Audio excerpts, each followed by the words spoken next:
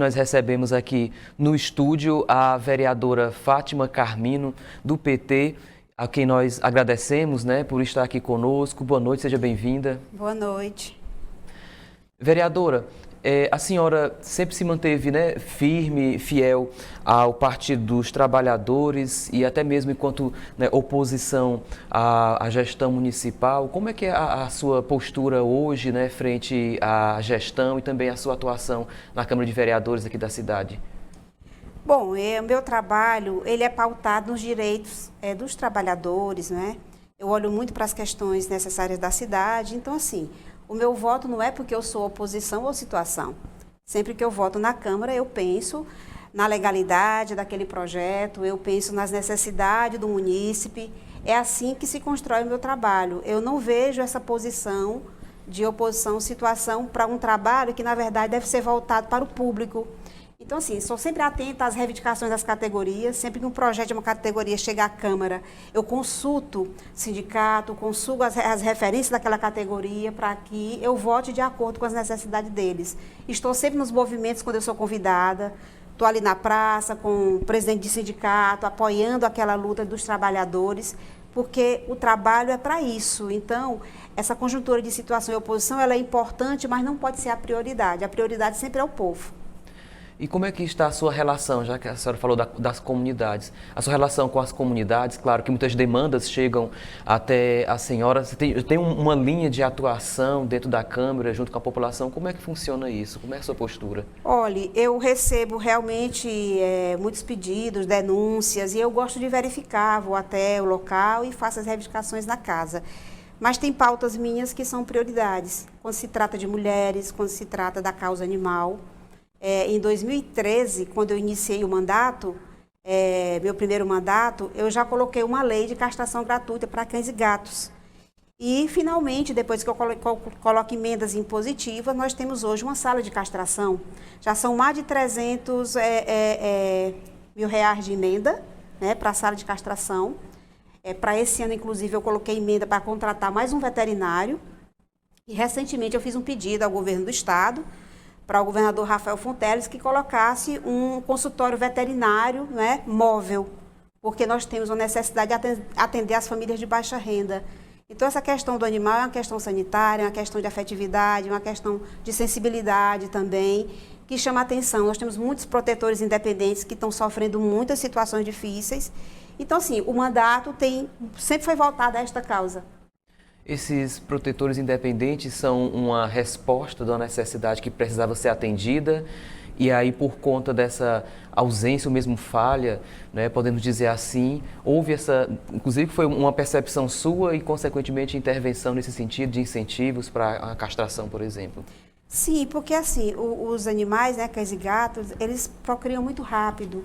Então, uma bola de neve que se criou, que está difícil, mas já começou a castração, isso já é um ponto importante. Então, toda a política que se trouxer para esse momento, ela vai amenizar. Não vai sanar no momento, mas vai amenizar. Isso já é um começo, já é importante. Porque, assim, tem aquele protetor que realmente há bastante tempo faz esse trabalho e se comunica com as pessoas e orienta. Mas tem aquele que dá comida na sua porta. Tem várias situações. Mas uma situação muito difícil é que eles acabam gastando parte dos seus salários em alimentação. Então, porque a demanda é muito grande. Por isso que a política para essa questão, ela tem que ser relevante e tem que ser atendida. Essa é uma questão de meio ambiente. A senhora também tem um olhar cuidadoso para a mulher, para a cultura. Como é que está isso? Olha, eu fui secretária de Cultura e uma das coisas que eu valorizo muito são os grupos culturais na nossa cidade. Nós temos uma riqueza enorme de grupos, mas essa gestão, ela diminuiu o apoio a esses grupos. E a gente pretende, né, numa próxima conjuntura que se desenha, que isso mude, porque agrega muitos jovens. E eu, como professora e como já fui secretária de Cultura, eu observei que o jovem, ele, além da escola, ele precisa de atividades culturais e esportivas, porque são coisas que faz parte da educação do jovem, faz parte de uma ocupação sadia, isso ajuda as famílias na própria educação desse adolescente e é uma oportunidade de aprendizado enorme para a vida dele. Então, o jovem gosta de esporte, de cultura, então ele precisa se integrar. E esses grupos passam muito tempo do ano ensaiando, não é? E eles gostam de ter esse momento de brilho, faz parte da vivência dessa fase. E eu vejo com isso com uma importância muito grande. Tanto que diminuiu premiações, diminuiu o tempo de folguedos, de dias. Eu não achei isso positivo, porque nós temos muitos grupos em Parnaíba e muito talento. Nós temos muito talentos aqui na cidade e que precisam de uma valorização maior. O que é que, na sua avaliação, enquanto representante, né, dos munícipes, que a senhora observa que em Parnaíba tem dado certo e o que não está dando certo ainda? Mas com relação aqui, você está perguntando? Aos diversos setores que a cidade dispõe, desde a cultura, o trabalho com a mulher, o esporte... Enfim, você está falando atualmente? Bom, que atualmente uma das coisas que me abate bastante, que eu observo pela demanda que aparece na Câmara e que chega até a mim também, é a questão da educação na cidade de Parnaíba. Não é justo que hoje tenhamos uma educação na cidade de Parnaíba com o IDEB muito baixo. Nós temos uma educação onde os funcionários socorrem ao vereador porque estão se sentindo perseguidos. Não é justo uma escola receber merenda estragada. Não é justo alunos de nossas escolas municipais beber água direto da torneira. São coisas que eu tenho uma realidade no meu próprio telefone de denúncias. E que a gente reivindica na casa, reivindica na Câmara, não só eu, como os outros colegas vereadores, trazem essas reivindicações, fazem esses comentários. Então, assim, a gente precisa de ver mudanças. A educação é uma das prioridades de qualquer gestão. E eu vejo que a educação na cidade de Parnaíba não está sendo uma prioridade, por conta desses fatores que eu estou citando, e tem muito mais do que isso. E a educação é primordial. Nós estamos preparando pessoas para o futuro, pessoas ainda que não são independentes e que futuramente vão precisar dessa sua independência, vão precisar estar no mercado de trabalho, vão precisar de todo esse preparo. Vereadora, eu tenho aqui dados de que o governador Rafael Fonteles teve uma aprovação de 88,5% e o Lula, o presidente, 86%, 80% aqui no Piauí. Na sua avaliação, o que a senhora atribui essa aceitação popular? Bom, o Lula já foi presidente, não é? E ele deixou uma marca muito forte junto aos trabalhadores, atendendo aos seus direitos sociais. Foi quando teve Minha Casa Minha Vida, a gente sabe hoje, aqui só em Parnaíba, tem muitas casas por esse projeto. E a questão do farmácia popular, então tudo aquilo que as famílias de baixa renda precisavam, elas tiveram esse atendimento. Então ficou uma marca muito forte. Tanto que, se você observar, a diferença de voto, nessa última eleição que o Lula obteve foi pequena, mas metade dela, quem deu foi o Piauí. Você não é à toa que na posse do presidente Lula, ele falou 4 vezes no Piauí. E temos hoje um ministro que é do Piauí, que é o Wellington Dias. Então, assim, nosso Piauí fez o dever de casa, tem o reconhecimento ao Lula. Com relação ao nosso governador Rafael Fonteles, ele está há pouco tempo na gestão, mas já estava trazendo uma experiência de secretário e numa secretaria de extrema importância, que consegue visualizar toda a conjuntura do Estado, mas tem uma coisa da marca dele que está despontando muito e sendo muito reconhecida. Ele está cumprindo sempre tudo que ele falou. E isso para a população é muito importante.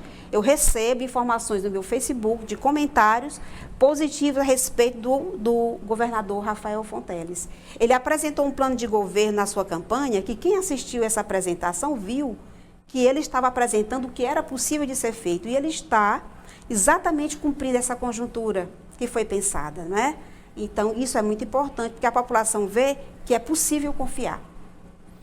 Vereadora, o PT aqui de Parnaíba vai ter uma plenária, vai apresentar algumas lutas do PT. Por favor, que lutas são essas? Quem vai poder participar dessa plenária? Não, o convite ele está aberto, as pessoas estarem nesse momento, em função dos 43 anos do partido, e falar das pautas que sempre fazem parte das necessidades de hoje. Nós passamos por um governo, que foi o governo Bolsonaro, que não tratou de políticas públicas, não tratou de grandes projetos. O que funcionava era o que o governo PT tinha deixado e não funcionou a contento. Então, nós estamos reestruturando toda essa conversação. Está sendo reestruturado todo programa de habitação, está sendo reestruturado farmácia popular, está sendo reestruturado política para as mulheres. Nós temos hoje todo um diferencial no Ministério. Nós temos um Ministério dos Povos Indígenas que a gente não tinha, então isso hoje é uma coisa bastante elogiada. É um respeito que nós devemos ter aos primeiros donos dessa terra e que são realmente. Então, assim, o respeito à conjuntura dos vários setoriais, das várias necessidades, não é? E eu acho isso muito bom, porque se tem necessidades nesse país que precisam ser atendidas, então elas precisam ser vistas, precisam ser trabalhadas em torno delas. Vereadora, tantos nomes já surgiram aí como pré-candidatos à Prefeitura de Parnaíba, né?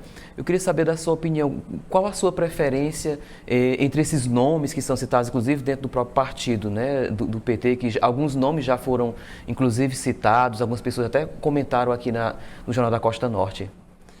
Olha, eu vejo com muita naturalidade você que é político, que está no meio político, você dizer que quer ser um candidato. Acho isso muito importante porque dá a oportunidade das pessoas lhe conhecerem e poderem fazer uma avaliação. Isso é um processo democrático, isso é positivo. Mas é claro que a gente vai ter sempre nossa preferência. Nós aqui, observando aqui o nosso Partido dos Trabalhadores, despontou o nome da Flaviana, né, como um dos nomes pensado para ser candidata a prefeita da cidade. Não é um nome que tem rejeição, mas muito recente surgiu. E então a população ainda não conseguiu assimilar. E aí vem a pesquisa e mostra, né, ex-prefeito Florentino, atual deputado federal, com um despontar bastante grande a respeito.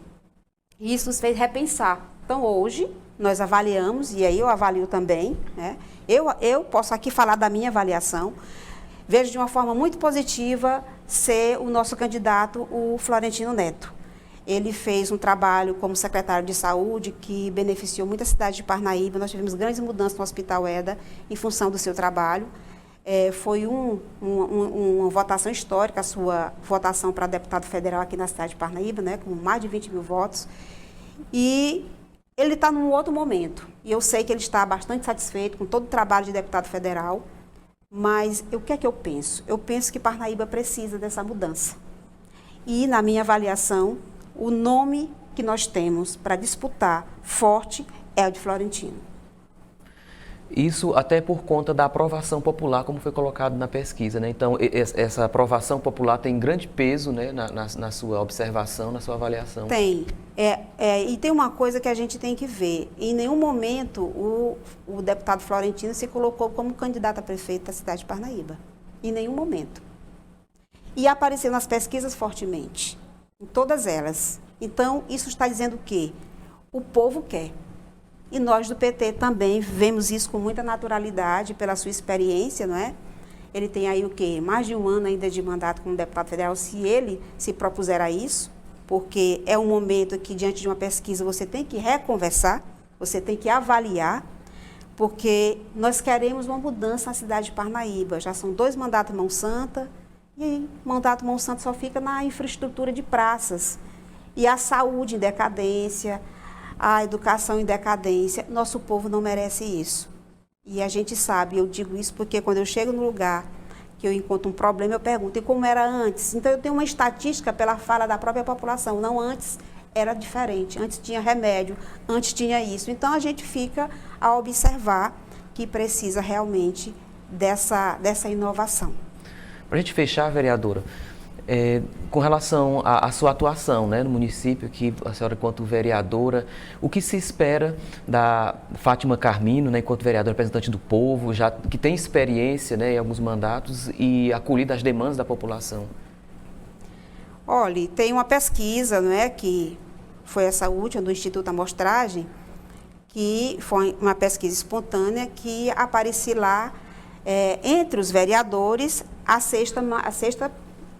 sexto vereador mais citado, né?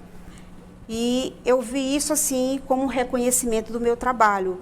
Desde o primeiro mandato, uma das coisas que eu faço é divulgar o meu trabalho, porque é uma forma de prestação de conta à sociedade, né, que paga um salário para que eu exerça um trabalho de fiscalização, de apoio, né, diante das demandas. Então, sempre fiz isso. Então, hoje as pessoas já conhecem a minha política de trabalho, tanto que eu recebo muitas informações, denúncias e pedidos para fazer fiscalização, porque sabem que realmente eu vou, sabem que eu levo a demanda para a Câmara, porque o meu objetivo sempre foi esse, né? Eu me aparto das questões políticas para exercer o meu direito de vereadora de defender o povo. Então, eu posso dizer que eu tenho um mandato popular. e que sempre terei enquanto eu estiver vereadora. Vereadora, muito obrigado pela sua presença aqui em nossos estúdios, né, por aceitar o nosso convite e nossa gratidão, né, pela entrevista concedida. Agradeço também aqui a oportunidade, né? E faço mais uma vez o convite para sábado, às 16 horas, na sede do PT. Quem puder comparecer, nos ouvir e somar conosco nas discussões. Mais uma vez, muito obrigado. Por nada.